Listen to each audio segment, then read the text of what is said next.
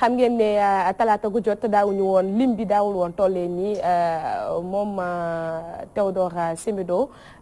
tey dafa absenté ñu ngi koy nuyu bu baax a baax xëy na itamit liggéey bi moo ko téye ba tey ndax moom itamit fu mu ne liggéeyoo ko fay téye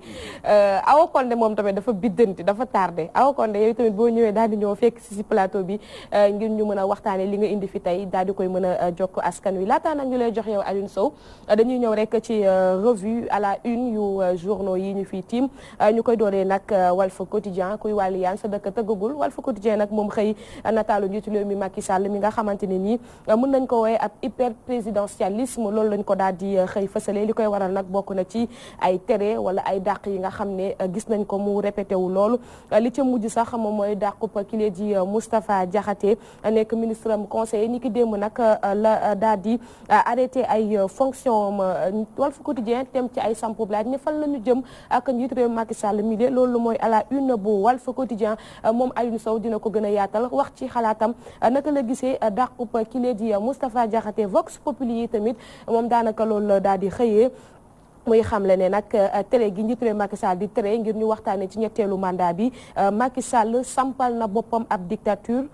mut ma mbot loolu la ko daal di Vox Populi daal di xëy fësalee gannaaw nag Sori Kaba Moustapha Diakhaté moom itamit jot na ci jaasi njiitu réew Macky Sall mi nga xam ne moo njiital APR di gor seen bopp saa bu ñu tuddee mbiru troisième mandat moom Moustapha Diakhaté nag ci biir xët yi muy àdduna gërëm na sant na ki li di njiitu réew Macky Sall mi daal di jeexal ay fonction bu ministre conseiller loolu moo daal di fësal ci Vox Populi ba tey tamit ci Libération ñu daal di nag fësal ki lee di Mamasata Diack moom mi nga xamante ne nii nag la ñu koy tudd ci mbiru baayam jilee bari na loolu la ko daal di fësal nag Libération daal di jàpp ne est-ce que du shopping yu bari ya Mamasata Diack doon def moom moo tegu ci ndoddam en tout cas ab dossier exclusif daal nañu ko fësal ci këyit yi lee di Libération moom Alioune Sow dina ci indi son mot à dire jëmale ko ci affaire Mamasata Diack moom lee source a di ñeenteelu xët bi nga xam ne jël nañ ko ngir daal di koy faram-fàccee ba cagub tey bokk na ci ñeenti grossiste yoo xamante ni dañ doon ay pharmacien ay boutique pharmaceutique yoo xam ne da doon séddale garab soo oto dinañ ko tëj ci réew Sénégal li koy waral nag ñu ne ay mbirub douane ak yi ni mel la ñuy xamle nag désastre moo nar a juddu ndax jàpp nañ ne peut-être pharmacien yooyu lee dañ doon daal di importer ay garab yoo xamante ne nii askan wi waruñu ko mën a jëfandikoo mu mel ni saa su ne ay mbiri coowal garab daal li ñu koy nemmeeku ci réew mi bari na ba jéggi dayoo xam naa ne sax comme mbiri faat bakken da ci jóg loolu la ñuy fas yéene waxtaanee ak yow dooree ko Aliou Sow source a tey li mu titré doy na waar ni douane dafa bëgg tëj lu toll ci ñeenti boutique pharmaceutique ndax importation garab bi ni mu war a demeewut noonu mu mel ni coowal médicament li ñu koy wax ci réew mi bari na bi ci mujj bokk na ki nga xam ne Diallo mi nga xam ne jot nañ ko Mamadou Wuri Diallo mi nga xam ne jot nañ koo gracier grâce bi demeewul noonu te moom aussi coowal médicament la kon ñii buñ leen toppee ñun dinañ dee ni weñ problème médicament yi daf fi bari ou ci wàllum douane bi la parce que dañuy dugal ay médicaments yu baax te duñu fay duñu def les bonnes déclarations maanaam li ñuy bëgg di fay méngawul ak ñoom li ñu bëgg dugal ci biir dëkk bi léegi dañuy am problème ak douane daje woon nañu sax ak directeur général des douanes mais apparemment li ñu fa waxante ñoom bi ñu génnee respecté wuñ ko parce que xalaat nañ ni li ñuy fay ci ay taxes douanières dafa bari loolu benn la mais am na beneen problème aussi boo xam ne yii sax ci médicaments yi nga xam ne dañu reconnaître ni ay médicaments yu baax la mais am na yoo xam ne ay médicaments yoo xam ne baaxul ou c'est des médicaments qui sont faux, qui ne sont pas bons pour la santé publique, ou alors ce sont des médicaments yoo xam ne carrément c'est nocif pour la santé. mais bii dañu ne c'est sans autorisation. pour ñu yëgal ko ci marché bi. mais oui justement mooy en général yi nga xam ne kenn dañu xalaat ni peut-être dañ ko war a contrôler pour attester que ni ay médicaments yoo xam ne public bi enfin peuple sénégalais mun na ko consommer sans aucune forme de danger. donc loolu en général il faut que mu am un contrôle boobu en général du am parce que dafa am ay dans le milieu ay deal yoo xam ne moom ci nekk nga xam ne pour dugal dégg nga ces médicaments ba nga xam ne les gens ils peuvent gagner de l'argent avec la complicité de certains pharmaciens de certains médecins et cetera ci loolu dañuy amee xaalis gis nga Aïcha damay wax quoi bon évidemment fii ci kaw médicaments yi la mais dans le pays si Sénégal béréb yëpp noonu la mel ay béréb bu dil la yaa ngi koy tudd léegi sànq kaw Mamadou Wuri Diallo kooku kenn mënul comprendre fan la circuit bi jaar ba yegg ba ci président de la République même avant président de la République admettons sax bon waa prison Dioum ak yu demee noonu si je suis sûr que c'est pas vrai musuñu juum mu yegg waa prison ba lettre kii de demande de grâce bi mu yegg au niveau du ministère de la justice ñoom tamit dañu mën a juum yaa ngi dégg parce que kayit bi tam dina jaar foofu bu jógee Rebeuss day jaar ci ministère de la justice bu jógee ministère de la justice day dem à la présidence de la République bu ñëwee présidence de la République secrétariat général de la présidence de la République am nañu façon ngi nit bu nekk am nañu ay juristes am nañu ay médecins am nañu ay conseillers am nañu lépp pour vérifier am nañu ay pharmaciens Macky Sall dans le secrétariat général de la présidence de la République conseiller bépp bu dul conseiller jinne mu ngi foofu donc kayit yooyu bu ñëwee dafa am ñoo xam ne ñoom ñooy spécialisé wu ci mbir mi par rapport à grâce est-ce que kii grâce am na ci droit wala amu ci droit est-ce que nekk na dans les bonnes conditions il suffit ñu gis turu Amadou Wuri Diallo rek immédiatement man mënuma imaginer kenn si ñoom nekkul en alerte pour se rendre compte que ni kii nii mais alors dossier bi sax clôturé guñ ko dossier bi en appel la nekkoon léegi loolu nan la mënee nekk mu jaar foofu man gëm naa ni am na ñoo xam ne xamoon nañ ko dañu bàyyi mu jàll parce que il fallait absolument bàyyi mu parce que waa ji bu ñu ko téye woon ci kaso bi dañoo am bu waxee Sénégal dafay tas donc forcément donc il fallait que ñu bàyyi ko parce que kenn mënul imaginer moo tax gisoo après dañ ci nelaw kenn waxatu ci plus personne en parle jàll na Macky Sall neen dafa juum assumer na responsabilité am moom moo xam lan moo tax mu assumer ko parce que il aurait pu le président de la République se comporter autrement c'est-à-dire am yeneen attitude maanaam li mu waroon def par exemple mënoon na ne mais man dinaa engager comment dire ay informations pour essayer de comprendre exactement fan la faille bi amee kan moo def ay fautes yi et puis nan la ñu war a def pour sanctionner ñi nga xam ne ñoo def faute bi ñoom ñoo ma nax parce que moi je suis président de la République dañ ma jox këyitu grâce benn tur kese nekku ci plusieurs tours si nekk am na ñoo xam ne dama leen def confiance di li war a liggéey ak ñoom di ko ne liggéey ñoom parce que dama am confiance ci ñoom bu fekkee ni nag dañ ma signalé këyit bi alors que gis nañu tur bi ci biir donc ça veut dire que y a un problème ça veut dire que am na ñoo xam ne ñoom ñoo teg deal bi à moins que le président Macky Sall je ne peux pas imaginer qu'il fasse partie du deal warul bokk ci deal bi quand même Macky Sall je peux comprendre des deals à milliards mais pas dealu 1 milliard ñaata la 200 millions. loolu kii wax le maître Babou. non Macky Sall waru ci mën a bokk. waru mën a xam li xew quand même. parce que finalement sax man maa ngi xalaat haute trahison. je ne peux pas l'imaginer je vous regarde comme ça mais je dis ba léegi mënul mët ci sama bopp ni Macky Sall war na si mën a bokk dañ ko war a mën a nax waaye dans l'hypothèse où ñu mën ko def confiance. parce que 15 millions de Sénégalais yow nga jiite leen ana lu war a mën a tax mbir mi di jàll waaw boo juumee d'accord waaye bu mbir mi jàllee ba pare ba nga constaté ne mbir mi lii moo xew erreur am na. waaw war nga mën a dem seet erreur bi fu mu jógee. faute yi ñan lañ koy alloué ñan ñoo def faute yi jëm ci wax sax. jëm ci communiquer ba sénégalais xam ne yow mi vraiment dañ la nax que mbir mi metti na que bëgg nga ci jóg te di nga ci jóg te di nga ko wane waaye depuis lu suma yaay di wax fouraas daal di xëddeem mais pour revenir un peu si cas bi nga xam ne moom mooy la une bu source A ñoom ñi nga xam ne ñoom ñoo di grossiste yi wedd nañu tuuma yi nga xam ne douane teg na ko seenum ndodd ba ñu ne sax amoon nañu li nga xam ne moom moo di rencontre ak ministre de la santé loolu 30 ak le 7 bi passé mais ba tey affaire yi est-ce que tamit duñu wax en général ci diggante douane ak commerçant yi du sax boor du sax côté pharmaceutique bi rek de mais bépp boor ñoom lan la ñuy wax ci douane y a toujours des problèmes d'accord ñu ak douane bi ci douane bi d'accord ñu ak ñoom parce que ñoom ñeneen dañoo nekk ci ay règles de l'art pour mën a dugal seeni médicaments. mais loolu mënul nekk loolu du ñoom ñoo koy wax. ah oui loolu du ñoom ñoo koy wax ñoom commerçant yi du ñoom ñoo wax ndax dañu nekk en règle ou pas sinon kon jaratul ñu fi douane di fi am. dañuy ñëw di dugal di génne ci dëkk bi nu leen neexee. y a quelque chose qui ne va pas. ce n'est pas vrai. du dëgg. dama ne problème bi am dëgg. problème bi am moom mooy il faudrait qu'on se rende compte que ni ñoom ñooy lijjanti problème bi ñoom waruñu lijjanti problème ñeneen ñoo war a lijjanti problème bi ñi ko war a lijjanti du kenn ku dul la direction générale de la douane bu ñu nee lii la bu ñu nee lii la du ñoom ñoo war a mën a wax du ñoom ñoo war a wax ñoom commerçant yi ni exactement ni ñoom li ñuy def baax na wala baaxul dafa am ñoo xam ne seen liggéey pour loolu la am na ñoo xam ne seen liggéey pour loolu la kon du ñoom ñoo ko war a wax même bu fekkee ni douane dafa juum sax ñu war a lijjanti erreur boobu ñu lijjanti ko mais c'est pas à eux de décider bu ñu leen nee lii la après bu ñuy attaqué douane bi ñu attaqué ko waaye waruñu toog naan d'accord ñu wala d'accord nañu li ñu leen wax loolu la ñu war a respecter je crois que il y a un problème dans ce pays ana autorité. mais man dama yaakaar ni comme ni ko Alioune Sow waxee côté médicament fii ci réew mi balaa ñoo wax douane ak mu daa dugg ci biir réew mi te anam mi jaarul yoon mais nañu lu ñu wax sax garab yi ñuy jaay ci mbedd mi ni muy duggee ci réew mi baaxul fu ko neex lañ koy jaayee nu leen neex lañ koy jaayee day mel ni dañuy dem ba garab yi day mel ni mu bokk ci suñu dund ci poussière bi lañ koy jaayee ci environnement boo xamante ni yow garab gi sax est-ce que dina la faj mel ni kuy jaay gerte wala kuy jaay mboox paracétamol nu leen neex lañ koy jaayee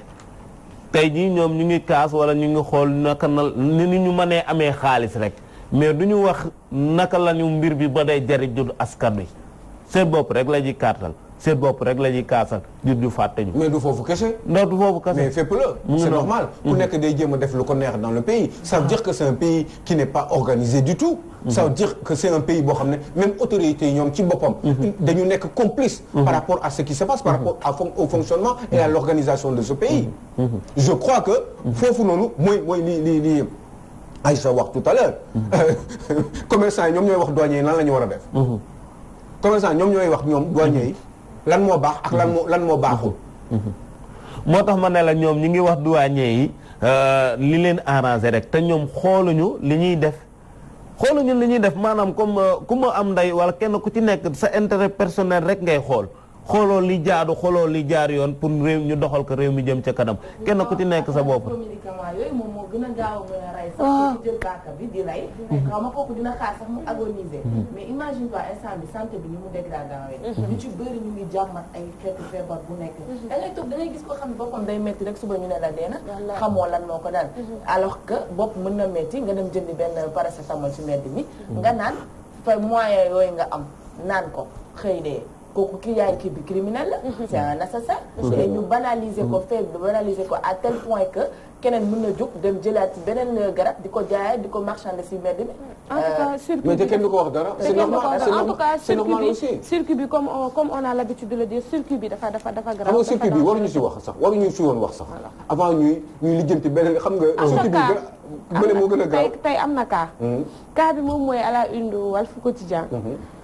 démb 22h gis nañ décret bi ñun ñëpp gis nañ ko partagé nañ ko en tout cas journalistes yi teg nañ seen bët moom jiitu réew Macky Sall jëlati na jaaseem gorati comme ni ko Vox Populi titré rek da nga naan muut maa moot fi mu ne jiitu réew Macky Sall moom ku waxee troisième mandat boo mutul mbir ma dal sa kaw Moustapha Diakhaté nag moom mooy la dernière personne boo xam ne nii elle a été victime ci côté boobu noonu moom mooy limogeage yi yow naka nga ko jàngatee déjà. damay fàttali tout de suite quand j'ai entendu ça parce que j'ai pas vu le décret mais dégg naa ko. damay fàttali tout de suite un ancien ministre français de l'intérieur originaire de l'est de la France qui s'appelle toujours puisqu'il est vivant je crois Jean-Pierre Chevènement moom un peu personnalité Moustapha Diakhaté la amoon. dans le gouvernement de François Mitterrand. Il disait lui Jean-Pierre Chevènement am na lu mu doon wax Jean-Pierre parce que dañ ko dàqoon ci même situation bi mu ne biñ ko joxe information bi journaliste posé ko question mu ne oui un ministre de la République ça ferme sa gueule ou ça s'en va je répète mu ne un ministre de la République ça ferme sa gueule ou ça s'en va mooy ministre République du Sénégal boo nekkee ci nguur. ci gouvernement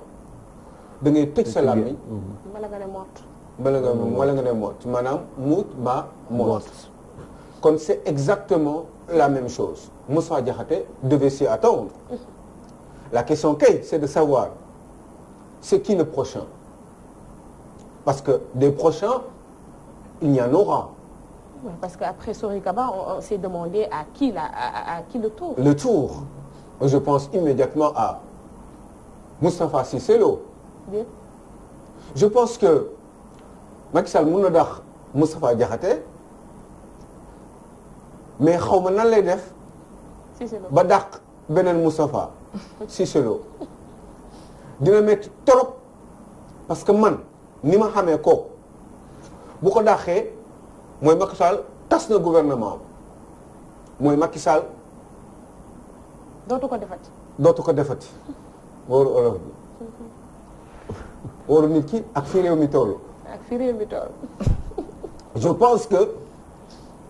il n'y a pas photo il fallait peut-être s'y attendre parce que Moustapha Diakhaté c'est quelqu'un de très doux il dit ce qu'il pense il s'en va il a un certain âge fi mu njëkk commencé di am problème ak Macky Sall mooy fi ñu ko jëlee chef de cabinet à la présidence de la République aux côtés du président Macky Sall teg fa gune gu ñuy wax Mame Mbaye Niang donc commencé woon nañ di ko beddi bi mu amee deuxième mandat Macky Sall immédiatement la commencé di beddi dégg nga maam Moustapha Diakhaté Moustapha Diakhaté nag position am wala stratégie am du dara Aïcha lu dul d'abord parce que il n'est plus content du comportement du président Macky Sall benn ensuite du comportement du président Macky Sall sur sa propre personne moom Moustapha Diakhaté bu weesoo loolu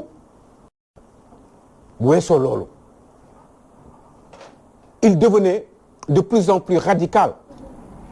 par rapport aux positions de l'APR et de Benno Bokk Yakaar en général dama dégg Seydou Gueye wax bu doy waar ci suba nee na moom Seydou Gueye discipline de parti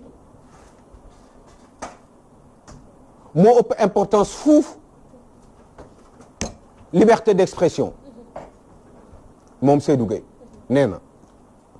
discipline de parti moo ëpp importance fuuf liberté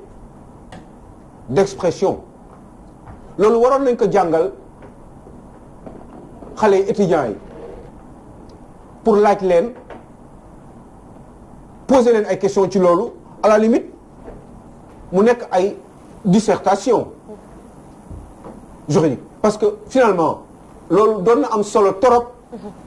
parce que wax bu doy waar la Seydou Gueye wax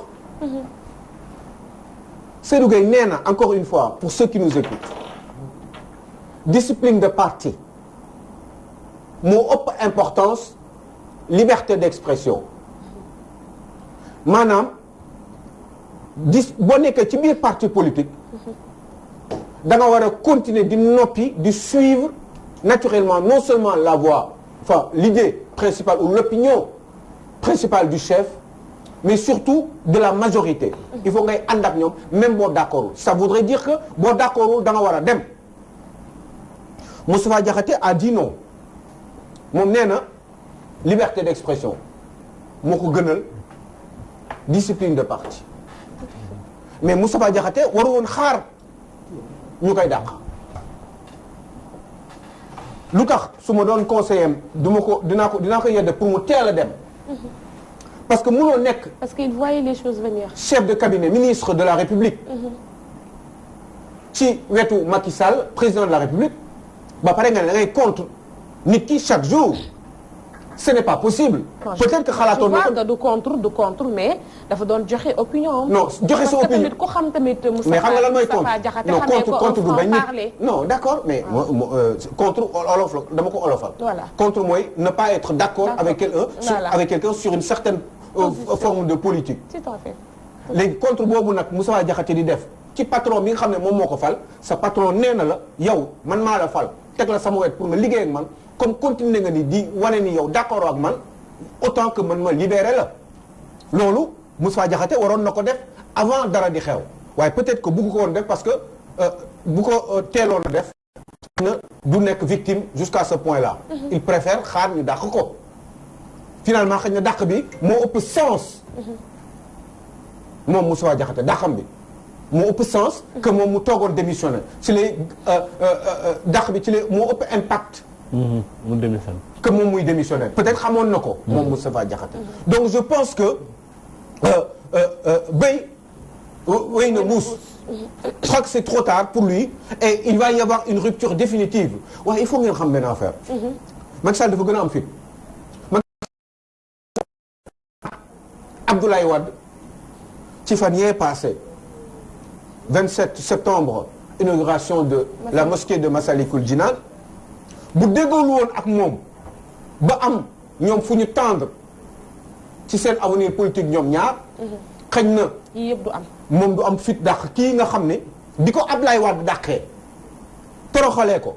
kii bokk na moom ak Moustapha Cissé Lo ñaari Moustapha yi ñoom ñoo njëkk ànd ak moom jàppale ko métitlu ko adopté ko ànd ak moom ci liggéey boobu kon fi nga teg sa loxo waroon na mën a waxtaan ak moom waxtaanu biir. fi nga teg sa loxo bu ko teggi. je vous en prie. sunu gan daf ñoo dab léegi. bonjour madame. ñu ngi koy nuyu bu baax a baax maman Marième Fall présidente honoraire des sages-femmes du Sénégal. Merci ma fille, bonjour tout le monde, je m'excuse du retard. Vraiment lié à tous ces embouteillages. Ah oui. Mais aussi dëkk bi fi mu toll. non dëkk bi moo toll foofu. dëgg la.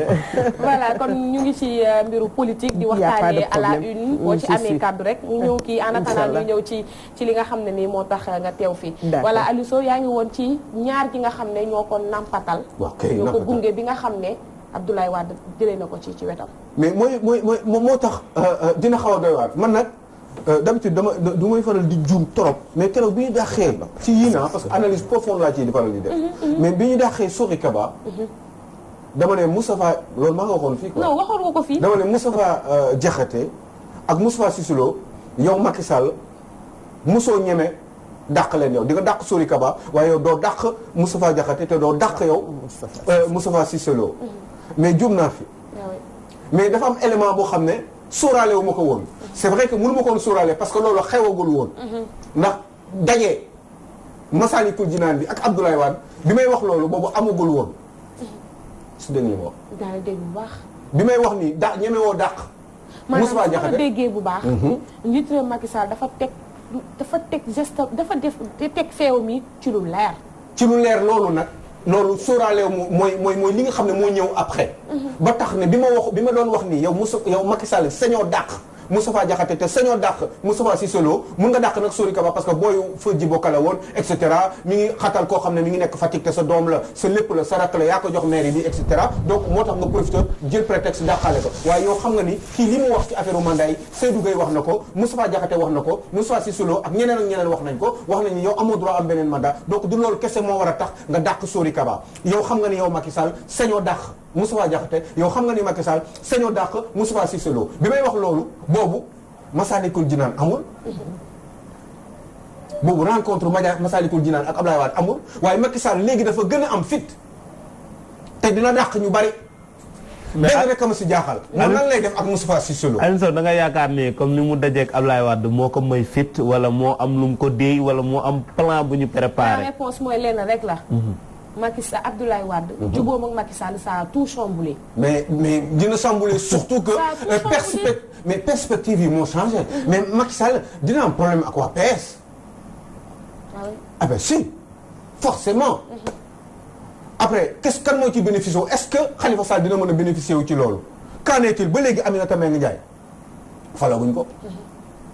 Macky Sall pourtant mi ngi bind décret yi de. il suffit juste de def benn décret de remplacement génne turu Feu Tanor Dieng def ci turu Aminata Mbengue Ndiaye. mais lu tax defagu ko ba tey mi ngi ci ay calculam. dafa gën a am fit. waaw te Macky dafa soxla Abdoulaye Wade. voilà Aliou Sow kon ñu ngi lay. te Macky Sall xam nga ni man li may wax lu am la. bëggoon nañoo wax ci mbiru Massata Diack mais xam naa dañuy bàyyi ba suba rek. le petit Massata il ira dina dem par force. waaw d'accord. loolu moom xam naa ne. c'est dommage que mu dem léegi waroon na teel a dem bu yàgg. d'accord ndax li ci bari li dal bàyyam. moom la. Aliou Sow ñaa ngi lay jaajëfal lu baax a baax ci chronique yi amoon na solo.